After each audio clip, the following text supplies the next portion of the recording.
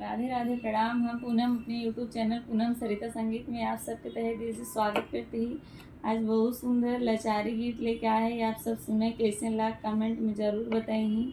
खूब सारा प्यार और आशीर्वाद बनाए रखी। वीडियो ज़्यादा से ज़्यादा शेयर करी। अगर आप सब चैनल पर नया जुड़ा है तो चैनल को सब्सक्राइब जरूर कर चाहिए। लचके श्रावण के कांवरिया वही रे डगरिया के बीचे। लचके श्रावण के कांवरिया वही रे डगरिया के बीचे। लचके श्रावण के कांवरिया वही रे डगरिया के बीचे। एक ओरी अंधा बैठे एक ओरी अंधी। एक ओरी अंधा बैठे एक ओरी अंधी।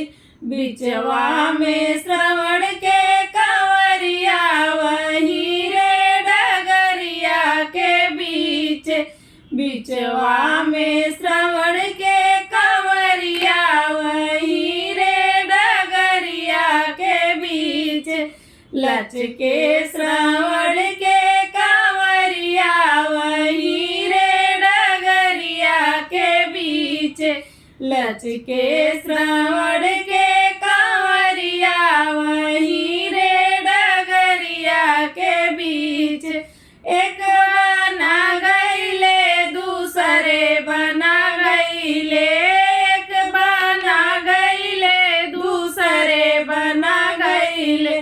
तीसरे में लागल पियसिया वही रे डगरिया के बीच।